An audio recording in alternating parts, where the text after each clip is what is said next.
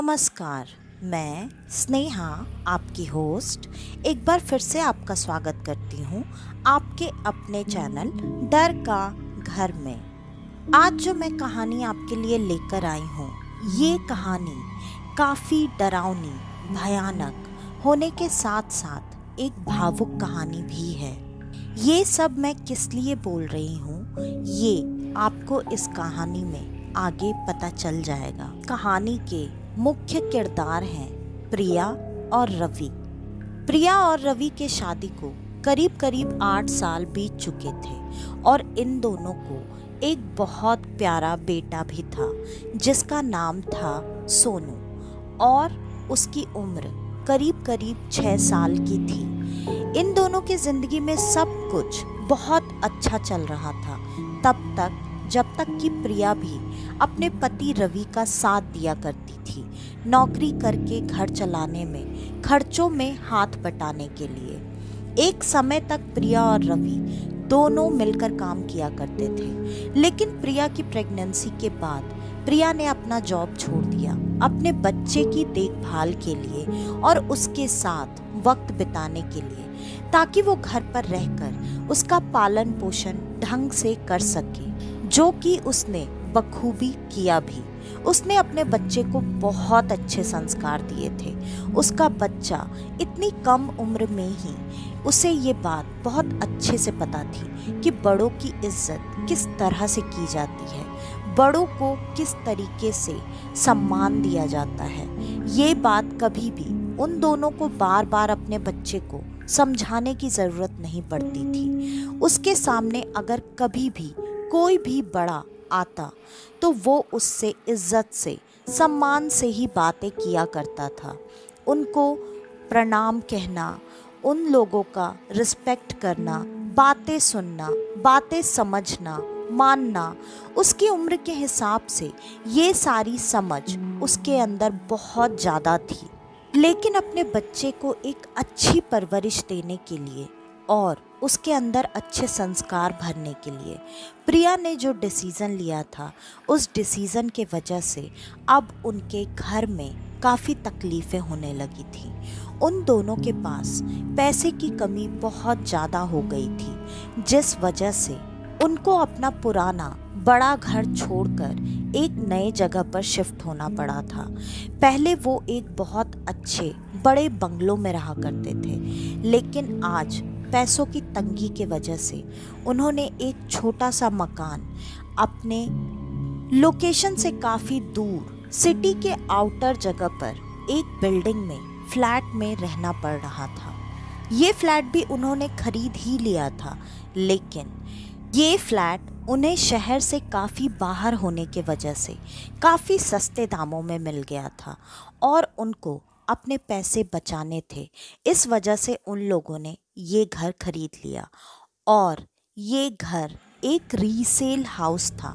मतलब इसमें पहले कुछ लोग आकर रहकर जा चुके थे।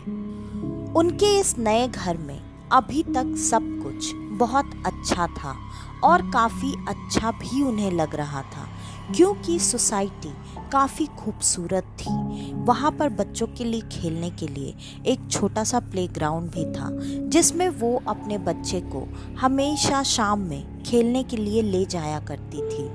आज भी शाम में प्रिया अपने बच्चे को वहीं गार्डन में खेलने के लिए लेकर गई थी। प्रिया बैठकर फ़ोन पर अपनी माँ से बातें कर रही थी, तो थोड़ी देर के लिए उसका ध्यान अपने बेटे सोनू से हट गया था और सोनू खेलते खेलते अचानक वहाँ गिर गया। उसे चोट लग गई, वो रोने लगा। तब प्रिया का ध्यान अपने बेटे के ऊपर गया।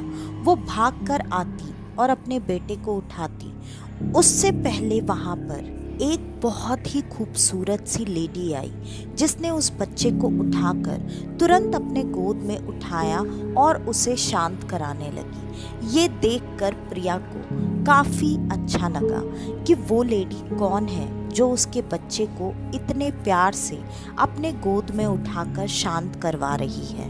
प्रिया तुरंत उन दोनों के पास आई और अपने बेटे को गोद में लेते हुए उसने शांत कराते हुए उस लेडी से पूछा, आप कौन हैं और आप यहीं इसी बिल्डिंग में रहती हैं क्या? मैंने आपको पहले कभी देखा नहीं है। उस लेडी ने मुस्कुराते हुए प्रिया को जवाब दिया, देखा तो मैंने भी आपको पहले नहीं है, आप भी नहीं आई हैं क्या?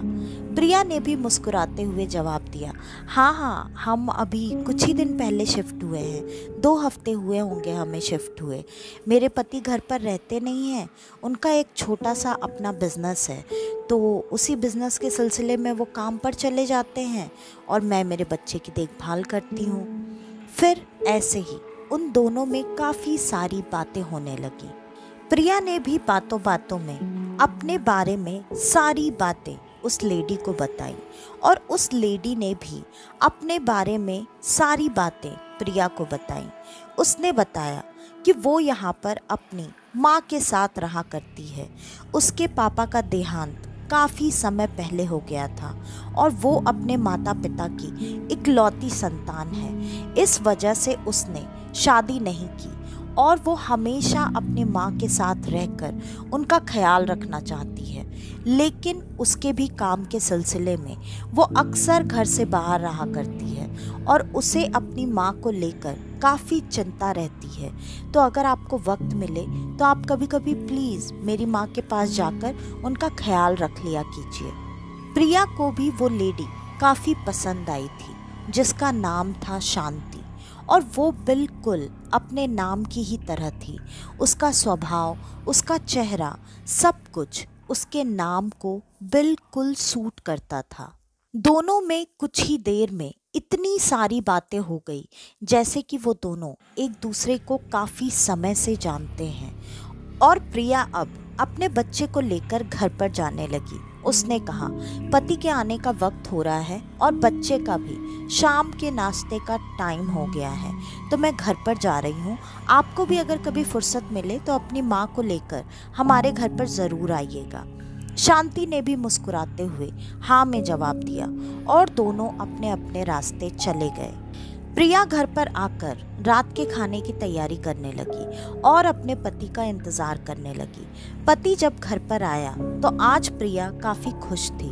पति के पूछने पर प्रिया ने बताया कि आज उसे शांति नाम की इस बिल्डिंग की एक लड़की मिली थी, जो कि बहुत ही खूबसूरत और नेचर में बहुत ही अच्छी थी। उससे काफ़ी सारी बातें हुई। उसने अपने घर पर हम सबको इनवाइट किया है। पति ने भी कहा, हाँ, बिल्कुल जाएंगे, तुम्हारा कोई पहला दोस्त बना है यहाँ बिल्डिंग में, ये तो बहुत खुशी की बात है। तो हम जाएंगे भी और जाकर उनके यहाँ खाना भी खाएंगे, फिर उन्हें भी अपने यहाँ इनवाइट करेंगे। प्रिया ने कहा, इनवाइट तो मैंने पहले ही कर लिया है, लेकिन हम अगर जाएंगे, हम अपनी तरफ से पहल करेंगे तो उनको भी अच्छा लगेगा। ये बात सुनकर रवि ने भी हाँ कर दिया। अगले दिन रवि के ऑफिस जाने के बाद प्रिया अपने बेटे को गार्डन में लेकर जाने से पहले उस शांति के घर पर पहुंच गई, उसकी माँ से मिलने, उसकी माँ का हाल चाल जानने के लिए और अपने बारे में बताने के लिए। प्रिया जब वहाँ पर गई तो उसने जब शांति की माँ को देखा तो शांति की माँ को देखकर कोई भी ये बता सकता था कि वो शांति की ही माँ है, क्योंकि शांति का चेहरा उसकी माँ से काफ़ी मिलता जुलता था। दोनों का स्वभाव भी बिल्कुल एक सा था। माँ से मिलकर कोई भी बेटी के स्वभाव को जानने के बाद यही कहता कि बेटी को माँ का ही स्वभाव मिला है या फिर माँ को बेटी का स्वभाव मिला है। प्रिया वहाँ पर बैठकर उनसे ढेर सारी बातें करने लगी। प्रिया को भी उनके साथ बैठना बहुत अच्छा लग रहा था। प्रिया का सारा समय कैसे निकल गया प्रिया को पता ही नहीं चला और एक ही दिन में वो शांति की माँ से इतना घुल मिल गई जैसे कि वो कोई पराई नहीं, उनकी अपनी ही हो। उनका घर भी काफ़ी खूबसूरत और बहुत बड़ा घर था। मतलब उस बिल्डिंग का वो सबसे बड़ा और महंगा फ्लैट दिख रहा था, जिसको शांति की माँ ने बहुत ही खूबसूरती के साथ सजा और संवार कर रखा हुआ था। काफ़ी सारी बातें करते करते खाने का वक्त हो गया। फिर शांति की माँ ने प्रिया से कहा, बेटा अब कहाँ घर जाकर खाना बनाओगी? मैंने देखो खाना बना भी दिया है, तो आज तुम यहीं रुक जाओ, यहीं पर खाना खा लो। प्रिया ने मुस्कुराते हुए कहा, अरे नहीं नहीं, आज मैं यहाँ नहीं रुक सकती, मुझे मेरे हस्बैंड के लिए भी खाना बनाना है, मैं किसी और दिन उनके साथ ही आऊँगी। ये बात कहकर उसने मुस्कुराते हुए उनसे अलविदा कहा और निकलते निकलते उनसे ये भी कहा, आप किसी भी बात की बिल्कुल चिंता मत कीजिएगा। आपको कभी भी किसी भी चीज़ की ज़रूरत पड़े, आप बेझिझक मेरे घर आ जाइएगा और मैं आपके लिए जो भी चाहिए वो करके दूंगी। आप प्लीज़ मुझे कोई पराया ना समझें, आप मुझे बिल्कुल अपनी बेटी की ही तरह मान सकती हैं। ये बात सुनते ही शांति के माँ के चेहरे पर एक अजीब सी खुशी, एक अजीब सी चमक की लहर दौड़ पड़ी। उन्होंने मुस्कुराते हुए प्रिया के सर पर प्यार से हाथ फेरते हुए कहा, धन्यवाद बेटा, आज के ज़माने में कोई किसी के बारे में इतना सोचे या इतना पूछे, ये बहुत बड़ी बात है। वैसे भी तुमसे भी मिलकर मुझे कुछ भी ऐसा नहीं एहसास हुआ कि तुम मेरी पराई हो। तुम ऐसा लगता है जैसे मेरी कोई अपनी ही हो, तो इसलिए अगर मुझे कोई भी ज़रूरत होगी तो मैं आ जाऊंगी। वैसे ही तुम्हें भी अगर किसी भी बात की कोई भी मदद चाहिए हो तो मेरे पास आ जाना। दोनों ने एक दूसरे से अलविदा ले लिया। इस वीकेंड प्रिया और उसके पति को शांति के घर पर खाना खाने के लिए जाना था। ये बात प्रिया ने अपने पति को बता दी। पति भी काफ़ी खुश थे और अगले दिन जब प्रिया अपने बेटे को लेकर शाम में गार्डन में पहुंची तो वहां पर उसे शांति मिली। शांति ने उसे अपनी माँ का ख्याल रखने को कहा और ये कहा कि वो लगभग 2 हफ्ते के लिए शहर से बाहर जा रही है, तो प्लीज़ अगर मेरी माँ को कुछ भी चाहिए हो तो आप उनको दे दीजिएगा। बाकी पैसे या जो भी चीज़ें रहेंगी वो मैं आने के बाद आपको दे दूँगी। ये बात सुनकर प्रिया ने तुरंत कहा, अरे क्या आप पैसे की बात कर रही हो? वो मुझे पता है, आप उसकी बिल्कुल चिंता मत करो। वैसे भी आपकी माँ से मिलने के बाद मुझे ऐसा बिल्कुल एहसास नहीं हो रहा है कि मैं मेरी माँ से दूर हूँ। मुझे ऐसा ही लगा कि मेरी माँ अब मेरे पास है, तो आप इस बात की चिंता बिल्कुल मत करो, आप निश्चिंत होकर जाओ, मैं उनका बहुत अच्छे से ख्याल रखूँगी। और शांति वहाँ से चली गई। अब ज़्यादातर समय प्रिया का और उसके बेटे सोनू का शांति के घर पर ही बीता करता था। वो अपने बेटे को नीचे गार्डन में ले जाने के बजाय हमेशा शांति के घर पर जाकर उसकी माँ के साथ टाइम बिताया करती, या फिर उसकी माँ अब प्रिया के घर पर आकर कुछ भी नई नई चीज़ें बनाना, उन सबको खिलाना, ये सिलसिला बहुत ज़्यादा चलने लगा। इस वीकेंड पर उनका जो डिनर का प्रोग्राम था वो प्रोग्राम भी उन सब ने साथ में मिलकर खाना खाया। रवि को भी शांति की माँ बहुत ज़्यादा पसंद आई। उसे भी एक अपनापन, एक जुड़ाव सा महसूस होने लगा उनके साथ। और रवि भी अब काफ़ी खुश था कि यहाँ पर जहाँ अब पेरेंट्स नहीं हैं तो उनका साया उनके साथ है। वो बहुत खुश था और उसे ये बात बहुत अच्छी लग रही थी कि प्रिया, जो कि इतनी जल्दी किसी के साथ घुलती मिलती नहीं है, वो शांति की माँ के साथ इतना ज़्यादा घुल मिल चुकी है। सब कुछ बहुत अच्छा चल रहा था और अब धीरे धीरे शांति की माँ और प्रिया के बीच की नज़दीकियाँ बहुत ज़्यादा बढ़ चुकी थी। प्रिया का बेटा सोनू भी अब शांति की माँ से इतना ज़्यादा घुल मिल चुका था कि वो उन्हें नानी कहकर ही बुलाया करता था और हमेशा वो प्रिया के बिना भी उनके घर पर जाकर घंटों समय बिताया करता था। धीरे धीरे समय ऐसे ही बीतने लगा और अब लगभग 1 महीना निकल चुका था। एक दिन आज फिर से उन सबका साथ में डिनर का प्रोग्राम था शांति के घर पर। और आज जब खाने पर रवि और प्रिया वहाँ पर पहुँचे तो उन्होंने शांति के बारे में पूछना शुरू किया। शांति के बारे में पूछने पर उसकी माँ कोई भी जवाब नहीं दे रही थी। जब जब प्रिया और रवि शांति के बारे में सवाल पूछते तो उसकी माँ उस बात को टाल दिया करती थी। ये बात थोड़ी सी अजीब लग रही थी प्रिया और रवि को, लेकिन उन दोनों ने ज़्यादा जोर नहीं दिया। और जब वो वहाँ से निकलने लगे तब तक सोनू खाना खाकर वहीं शांति के ही घर पर सो चुका था। प्रिया ने कहा, सोनू कहाँ पर सोया है, आप बता दीजिए, मैं उसे उठाकर लेकर जाती हूँ। लेकिन शांति की माँ ने मना कर दिया। उन्होंने कहा, सो गया है बेटा, बेकार में उसकी नींद खराब हो जाएगी, क्यों उठा रही हो, सुबह मैं उसे खुद लेकर आ जाऊंगी। लेकिन रवि ने कहा, नहीं, मुझे कल सुबह काम के लिए शहर से बाहर जाना है, तो मैं कम से कम उससे मिल पाऊंगा, इसलिए आप बता दीजिए कहाँ पर जाना है, मैं जाकर उसे उठा लेता हूँ। उन्होंने हाथ से अंदर के कमरे की तरफ इशारा कर दिया। रवि अंदर के कमरे में सोनू को उठाने के लिए चला गया। जब वो वहाँ पर गया तो वहाँ एक लड़की की तस्वीर लगी हुई थी जिस पर हार लटका हुआ था, मतलब उस लड़की की मृत्यु हो चुकी थी। वो फोटो देखने के बाद रवि को थोड़ा अजीब लगा और रवि ने बिना कुछ बोले सोनू को उठाया और वो उसे उठाकर लेकर बाहर आ गया।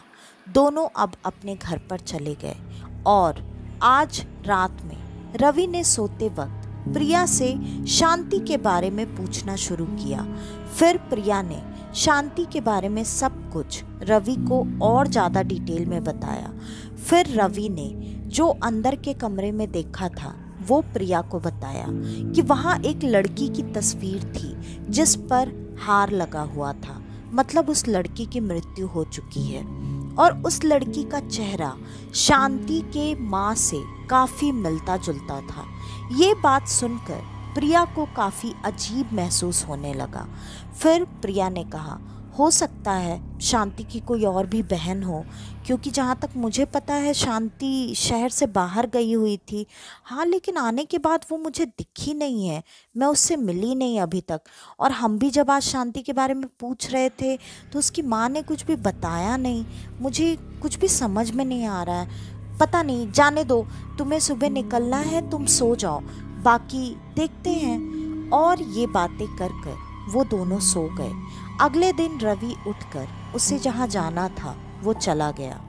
प्रिया के मन में अभी भी रवि की बताई हुई बातें घूम रही थी, तो वो थोड़ी देर में शांति के घर पर पहुंच गई और वहां जाकर उनसे शांति के बारे में पूछने लगी। उसने सब कुछ शांति की माँ को बताया कि शांति कैसे उससे मिली और उसने उनका देखभाल करने को उनसे कहा था। ये बात सुनते ही शांति की माँ बहुत जोर जोर से रोने लगी और प्रिया ने जैसे तैसे उनको संभालते हुए उनसे फिर से वही सवाल किया। अब शांति की माँ ने प्रिया को बताया कि शांति की मौत आज से करीब 6 साल पहले ही हो चुकी है। ये बात सुनते ही प्रिया के पैरों के नीचे से जमीन निकल चुकी थी। उन्होंने अंदर कमरे में जाकर उन्हें शांति की फोटो दिखाई। कल रवि ने जो फोटो देखी थी वो किसी और की नहीं, शांति की ही फोटो थी। और शांति सच में 6 साल पहले मर चुकी थी, लेकिन शांति को हमेशा अपनी माँ की फिक्र लगी रहती थी। शांति ने सच में आज तक शादी सिर्फ और सिर्फ इसलिए नहीं की थी ताकि वो अपने माँ के साथ रहकर उनका ख्याल रख सके। शांति ने बाकी सारी बातें जो भी प्रिया को बताई थी सब बिल्कुल सच थी, लेकिन वो सच आज से 6 साल पहले का ही था। उस समय सच में शांति एक बहुत बड़ी कंपनी में मैनेजर थी जिसको हमेशा अपने काम के सिलसिले में बाहर आना जाना पड़ता था। ऐसे ही एक बार शांति को किसी ज़रूरी मीटिंग के लिए दूसरे शहर जाना था और वो जिस फ्लाइट से जा रही थी उस फ्लाइट का एक्सीडेंट होने के वजह से उसकी मौत हो गई। लेकिन शांति की माँ को हमेशा शांति के अपने आसपास होने का एहसास हुआ करता था।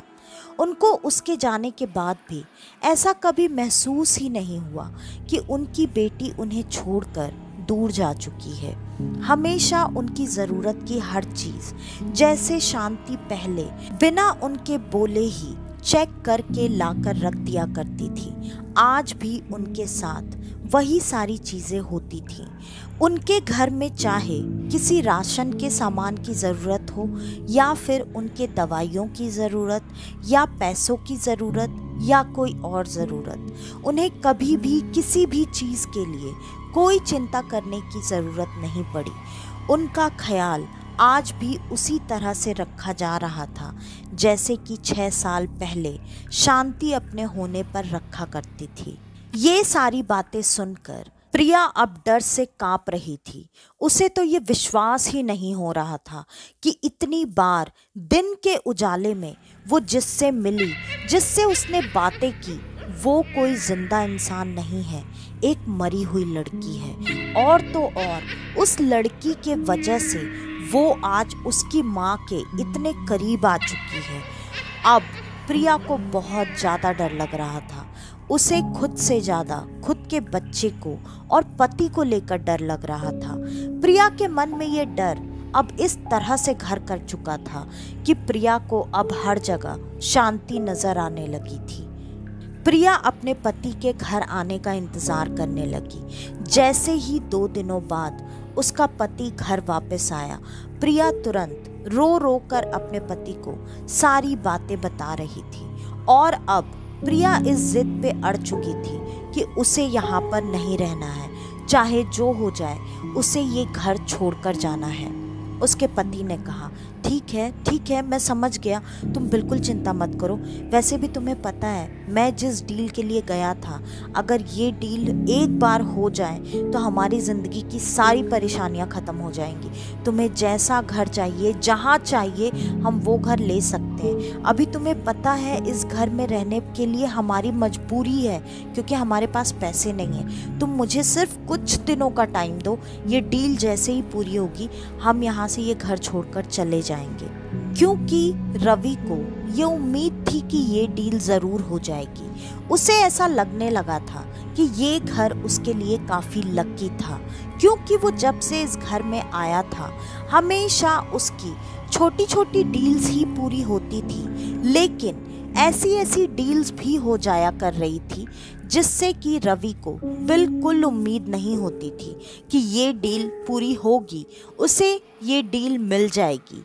और रवि को इस बार भी यही उम्मीद थी कि ये डील जो इतनी बड़ी है ये होगी, उसको बड़ा पैसे का प्रॉफिट इस बार हो जाएगा।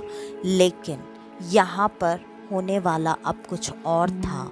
अब धीरे धीरे प्रिया और रवि के घर में अजीब सी चीज़ें घटने लगी, क्योंकि प्रिया और रवि दोनों ने शांति की माँ से मिलना जुलना, बात करना, सब कुछ बिल्कुल बंद कर दिया था।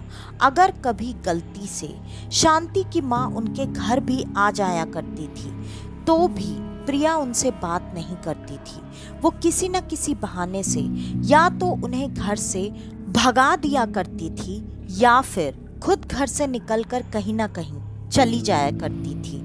धीरे धीरे उसके घर में अब उसे शांति हमेशा नजर आने लगी। लेकिन अब जब शांति दिखाई देती थी तो शांति कभी भी उस तरीके से खूबसूरत और सौम्य रूप में नजर नहीं आती थी। शांति की आंखें गुस्से में लाल होती थी, वो गुस्से से गुर्रा रही होती थी। कुछ दिनों तक तो यही सिलसिला चलता रहा और अब शांति रवि को भी नजर आने लगी थी। धीरे धीरे उसके घर में छोटे बड़े हादसे होना शुरू हो चुके थे। कभी प्रिया को चोट लग जाती, कभी रवि को चोट लग जाती और कभी तो सोनू को भी चोट लग जाया करती थी। इन सारी चीज़ों से प्रिया का डर अब बढ़ता जा रहा था। धीरे धीरे प्रिया का डर अब उसके ऊपर इतना ज़्यादा हावी हो चुका था कि वो अब इस घर में एक दिन, एक मिनट के लिए भी रहने को तैयार नहीं थी। वो अपने पति के साथ अब जिद पे अड़ गई थी कि ये डील जब होगी तब होगी, मुझे कोई मतलब नहीं है, तुम जल्दी से जल्दी ये घर छोड़ने का इंतज़ाम करो, ये घर बेचो चाहे जिस तरीके से भी, और मुझे कहीं और लेकर चलो, मुझे नहीं मतलब है, कुछ दिन रेंट के घर में रहना पड़ेगा, मैं रह लूँगी, लेकिन ये घर मुझे छोड़कर जाना है। ये सारा डर कहीं ना कहीं रवि को समझ में आ रहा था, इसलिए उसने अब इस घर को बेचने की कोशिशें भी शुरू कर दी। लेकिन लाख कोशिश करने के बाद भी उनका घर बिक नहीं पा रहा था। अगर कोई गलती से खरीदार भी आता तो शांति उसके सामने भी ऐसी ऐसी चीजें कर कर दिखाया करती जिससे कि वो लोग डर कर भाग जाया करते थे। धीरे धीरे मार्केट में अब ये बात फैलने लगी कि उस बिल्डिंग का वो घर हॉन्टेड घर है, इसलिए जो गिने चुने कस्टमर्स उस घर को देखने और खरीदने के इरादे से आ भी रहे थे, अब वो भी आना बंद हो चुके थे।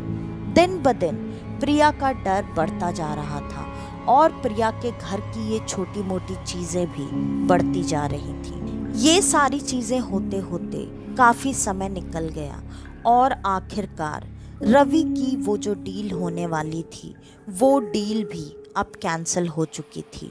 रवि को उसकी उम्मीदों पर अब पानी फिरता हुआ दिख रहा था। रवि के हाथ से वो जो एक बड़ा अमाउंट जिससे उसने और प्रिया ने काफ़ी सारी उम्मीदें जोड़ रखी थी, वो सारी उम्मीदें अब टूट चुकी थी। ये कैसे हुआ, क्यों हुआ, ये बात बिल्कुल भी उन दोनों को समझ में नहीं आ रही थी। लेकिन प्रिया को अब ये सारी चीज़ें धीरे धीरे समझ में आने लगी कि कहीं ना कहीं ये सारी चीज़ें करने के पीछे सिर्फ और सिर्फ शांति का ही हाथ है। अब प्रिया इन चीज़ों से थक चुकी थी। प्रिया ने अब तांत्रिक, बाबा, ओझा, पंडित, इन लोगों के चक्कर लगाना शुरू किए। आखिरकार उसे एक ऐसे पंडित जी मिल गए जो कि इन चीज़ों का निवारण करना जानते थे। प्रिया ने तुरंत रवि से बात करके उन पंडित जी को अपने घर पर बुला लिया। उन पंडित जी ने आने के बाद घर पर जो भी क्रिया विधि करनी थी वो क्रिया विधि करना शुरू किया और शांति की आत्मा को बुलाने के लिए उनको ज़्यादा मेहनत नहीं करनी पड़ी, क्योंकि शांति की आत्मा तो वहीं पर मौजूद थी। वो तुरंत ही उनके सामने आ गई और उसने तुरंत पंडित जी को सारी बातें बता दी। शांति की आत्मा ने भी सिर्फ वही बातें बताई जो कि शांति की माँ ने प्रिया से बताई थी। शांति को सिर्फ और सिर्फ अपनी माँ की फिक्र थी। वो सिर्फ इतना ही चाहती थी कि कोई ऐसा हो जो उसकी माँ का ख्याल रख सके, उसकी माँ से प्यार कर सके, जो कि उसकी माँ को माँ की तरह ही देखे और उनके साथ हमेशा रहे। क्योंकि शांति ने अपनी पूरी ज़िंदगी सिर्फ और सिर्फ अपनी माँ से प्यार करना, उनका ख्याल रखना ही किया था। मरने के बाद भी उसके दिमाग से उसकी माँ का ख्याल, उसकी माँ के लिए प्यार और लगाव गया नहीं था। इसलिए शांति ने जाने के बाद भी अपनी माँ का साथ कभी नहीं छोड़ा था।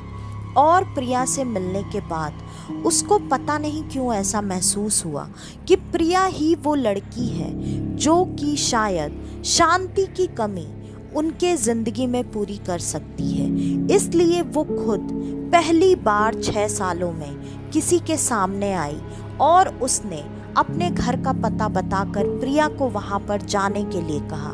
धीरे धीरे प्रिया भी उनसे इतनी जल्दी इतनी घुल मिल गई थी कि शांति की उम्मीदें बढ़ चुकी थी। उसने ये भी बताया कि जो भी काम रवि के बन रहे थे उन सारे कामों में मदद करने वाली कोई और नहीं, उस समय तक शांति ही थी। क्योंकि शांति को ऐसा लगने लगा था कि इनके ज़िंदगी की जो तकलीफ़ें हैं वो दूर कर देगी और उसके माँ की फिक्र ये लोग दूर कर रहे हैं। शांति को इस बात से काफ़ी खुशी और तसल्ली मिल रही थी। ये सारी बातें सुनकर अब रवि और प्रिया को अपनी गलती का एहसास होने लगा। रवि और प्रिया दोनों को धीरे धीरे सारी बातें समझ में आने लगी कि सच में उनके इस घर पर आने के बाद उनकी ज़िंदगी में कोई भी चीज़ कभी भी बुरी नहीं हुई। यहाँ तक कि एक बार रवि का एक बहुत बड़ा एक्सीडेंट होने वाला था। उस एक्सीडेंट से भी बचाने वाली शांति ही थी। अब उन दोनों को ये बात अच्छे से समझ में आ गई थी कि शांति उनमें से किसी को भी नुकसान नहीं पहुंचाना चाहती है। वो तो सिर्फ और सिर्फ अपनी माँ का ख्याल रखने वाला कोई परिवार चाहती थी। अब ये बात जबकि सबको समझ में आ गई थी तो उन दोनों ने पंडित जी से आग्रह करके उसके लिए कोई भी क्रिया उस वक्त करवाना सही नहीं समझा। फिर पंडित जी ने कहा, नहीं ठीक है, ये अच्छी आत्मा है, आप लोगों की मदद करना चाहती है, लेकिन फिर भी इसकी शांति करना बहुत ज़्यादा ज़रूरी है, क्योंकि ये प्रकृति के नियमों के खिलाफ है। अगर उसकी आत्मा यहाँ इस धरती पर भटकती रहेगी तो ये बिल्कुल अच्छी बात नहीं है। अब ये बात कहीं ना कहीं उन दोनों को समझ में आ चुकी थी। उन दोनों ने तुरंत जाकर शांति की माँ को भी अपने घर में बुला लिया और उनको सारी बातें बता दी। वो फूट फूट कर रोने लगी। उन्होंने कहा, मुझे तो पहले से ही एहसास था कि मेरी बेटी हमेशा मेरे साथ ही है, और अब ये जो तुम लोग बता रहे हो तब मुझे इस बात पर पूरा भरोसा हो चुका है। अब मैं ये नहीं चाहती कि मेरी बेटी मेरी चिंता की वजह से इस दुनिया में भटकती रहे। इसलिए पंडित जी, आप उसकी आत्मा की शांति के लिए जो भी करवाना चाहते हैं प्लीज़ करवा दीजिए और मेरी बेटी की आत्मा को मुक्ति दिलाइए। अब सबको यही चाहिए था, और कहीं ना कहीं शांति को इस बात का अब भरोसा हो चुका था कि प्रिया और रवि हमेशा हमेशा के लिए उसकी माँ का ख्याल रखेंगे। इसलिए पंडित जी ने शांति की आत्मा की मुक्ति के लिए जो उपाय करने थे वो सारे उपाय शुरू किए और शांति की आत्मा को मुक्ति दिला दी गई। और रवि और प्रिया उस घर में अब हमेशा हमेशा के लिए शांति की माँ के ही साथ रह रहे थे। लेकिन इस मुक्ति हवन के बाद भी उन्हें हमेशा ऐसा एहसास होता था कि शांति वहीं उन सबके साथ है, क्योंकि रवि के ज़िंदगी की सारी मुश्किलें बहुत आसानी से हल होने लगी। धीरे धीरे उसके सारे रुके अटके हुए काम पूरे होने लगे। उसके बाद से हमेशा रवि, प्रिया और शांति की माँ के ज़िंदगी में सब कुछ अच्छा और बहुत अच्छा होता चला गया। यहाँ तक कि कभी किसी चीज़ को लेकर अगर रवि परेशान होता और वो मन में भी उन बातों को सोच रहा होता है तो उन चीज़ों का हल उसे अगले ही दिन या कुछ ही घंटों में अपने आप मिल जाता था। तो उन सबको ये भरोसा था कि आज भी शांति उनके पूरे परिवार का ख्याल वैसे ही रख रही है जैसे कि वो उसकी माँ का ख्याल रख रहे हैं। आज वो सब एक परिवार की तरह एक साथ अच्छा जीवन बिता रहे हैं। तो आज की ये कहानी यहीं पर ख़त्म होती है। आपको हमारी आज की ये कहानी कैसी लगी हमें कमेंट करके ज़रूर बताइएगा। और अगर आपको हमारी ये कहानियाँ पसंद आती हैं तो हमारी इन कहानियों को ज़्यादा से ज़्यादा शेयर करें। आप हमारे इस चैनल पर आज पहली बार आए हैं तो हमारे इस चैनल को लाइक, शेयर और सब्सक्राइब करना बिल्कुल न भूलें।